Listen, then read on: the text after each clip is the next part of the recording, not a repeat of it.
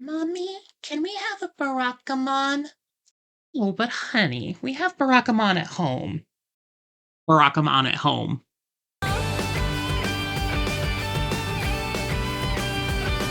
Hey YouTube, it's been a minute. We are back for another season of First Viewings. This is just the beginning of the spring 2024 anime season, and for absolutely no reason whatsoever, the first show that I chose to watch was Oi, Tonbo! And since I'm a little late to the party, I'm going to be doing the 3 episode test variant of this, where I watch the first 3 episodes of each show and then render a verdict based on the classic. Oh, well, watch 3 episodes of a show. Give it a chance to develop, give it a chance to establish its rhythm before you decide whether it's good or not. So, 3 episode test. Tombo, what you got for me? So, I joke, but the plot of Tonbo is actually very similar to the plot of Barakamon. Basically, it involves a kind of disheveled and struggling with his profession guy who goes way off into the countryside to the middle of fuck off nowhere, but fuck off nowhere, his chosen hobby follows him. Oh no. So, in this case, it takes the form of Tonbo, who is a energetic middle schooler who happens to, for whatever reason, this island in the middle of nowhere, be playing golf.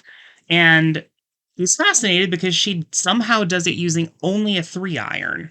Mysterious. And basically, Tombo has him question pretty much everything he thought he knew about the game of golf, and this allows the grumpy grump guy to question whether maybe he had it wrong all along. And eventually we get a flashback where we learn more about his backstory, and that's kind of how the show went. So, for the first episode or so of Tombo, I was sitting on my high pedestal, judging it to be inferior, because the animation, let's be real, is not that great. The proportions in the characters look a bit weird sometimes, but really where it didn't come together was in the texturing of everything, like especially the grass flat and the island very obviously rendered CG, and combination of those makes everything look really like cheap and artificial and fake. And so, I was like judging it to be inferior based on the objective quality of animation. But then, as happens, this show went ahead and warmed my cold, dead heart with its heartwarming message about where one finds artistic inspiration and accepting many different ways to do things as opposed to just this one way that you thought had to be correct. So, although I say that the plot was very similar to Barakamon, I do think Barakamon was ultimately a better show, mainly because it had its humor and its heart a lot more steeped in detail than the show does. Like, this one paints kind of in broader strokes. Like, the animation quality in Barakamon was very loose and expressive, where in Tombo it's significantly more stiff. You really only get there aren't as many spontaneous random moments of little kid energy that make you smile at random intervals. It's more of a sterile approach. And because of that, this show took a lot longer to hook me than Barakamon did. Like, Barakamon, I knew it was a great show from episode 1, was super hooked on it. This one, episode 1, which was mostly just the introduction, mostly just, this is the main character, Ichiga Igarashi. I had to look that up because Tombo just calls him Igaiga as a mistake, and that eventually just becomes his name. He's like, well, actually, my name is, it's, oh, you know what, screw it. I'll start my own name with blackjack and hookers. But episode 1 was mostly the setup, mostly just Igaiga arrives on the island and is introduced to his new job site, meets the random characters, and then he's like, why is there golf stuff all around me? Golf is following me.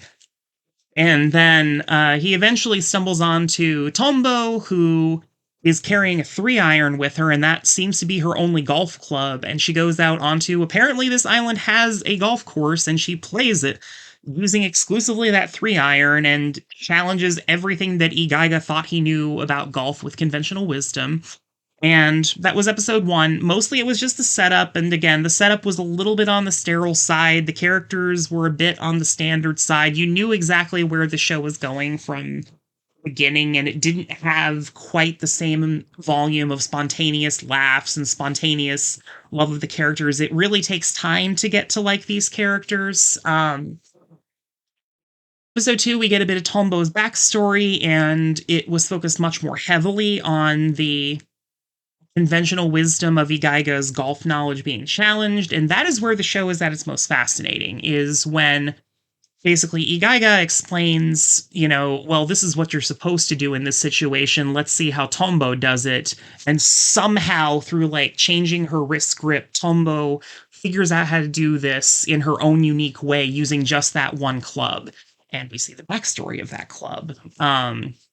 Once it got to that actual golf part, I found myself quickly getting invested in this show, and I was interested to see what more it had to say. Like, I knew it was showcasing how Tombo does it differently, so obviously my question was, well, how does this affect the plot? How does this affect the characters? What does it mean that she does it differently? And that will deepen over the next couple episodes, and I'm glad I gave it a chance, because episode 3, I gotta get personal for a second, like, I dabble in creating art and I dabble in content creation in case it's not obvious.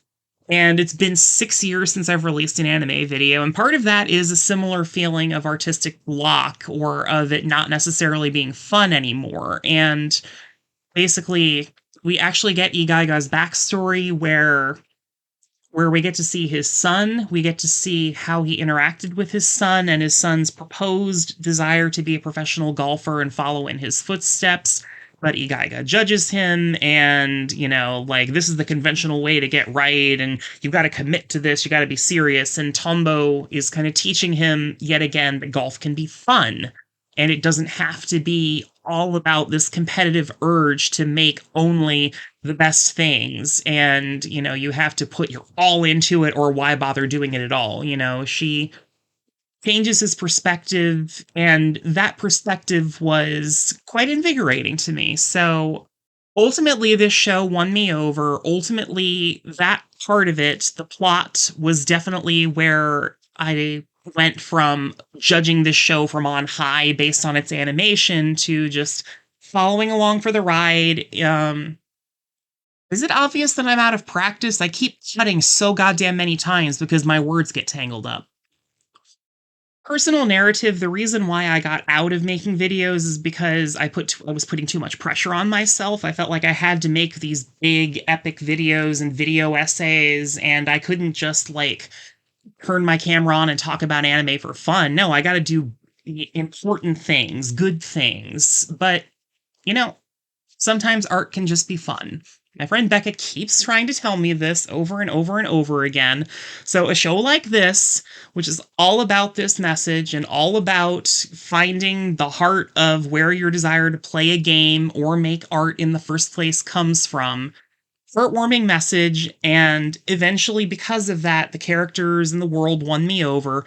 However, this one's only going slightly above the neutral rating.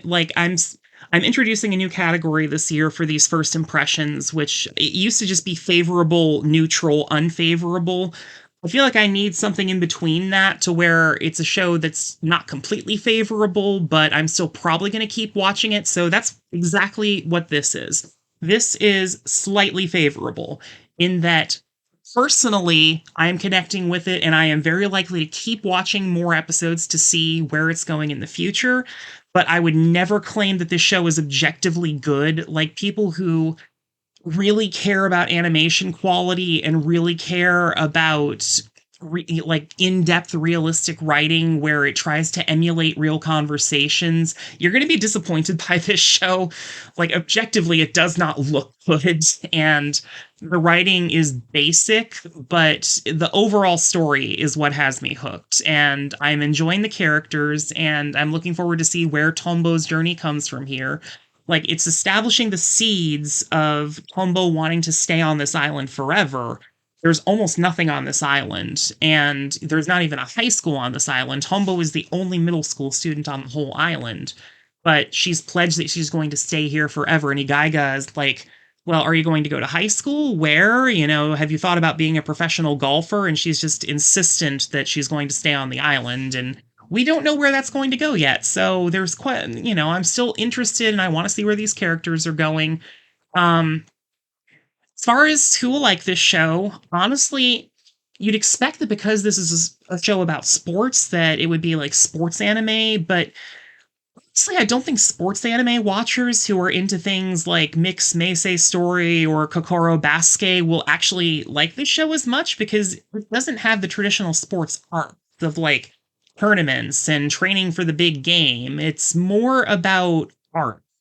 So I think that's who, ironically enough, despite me saying that art is the weakest part of this show, I think that those who will like it the most are the ones who maybe are dealing with some art block, artistic burnout, some situation similar to Igaiga, where, they used to be doing something regularly and enjoying it, and then all of a sudden, for whatever reason, they're no longer enjoying it and they forget why they liked it so much in the first place. This show, like me, will warm your cold, dead heart. I encourage you to give it a chance. This one's way, way down on the expectation list. Let me look to see exactly where it is. I think it was like number 30. Yeah, Tonbo was number 38. This is the least anticipated show of the year, which is one of the reasons, like, I feel like that's kind of the hook that I want to take is like looking, like, a couple of my most successful vlog videos back in the day were about late night genius Bakabon and Muhyo and Roji's Bureau of Supernatural Investigation, which were shows that no one in America had anywhere on their expectation list. It was like all the way at the bottom of the list in terms of expectations, and this is the least anticipated show of the year. Like, no one cares about this show. So this one is a soft recommend. Like, this one impressed me. I wanted to judge it, but ultimately I couldn't, and I think a lot of other people will have their hearts warmed if they give it a chance. Gigi agrees with me. Hi. Gigi says, see Tombo. It'll warm your cold dead first. Thanks for watching, and we'll see you again in the next show.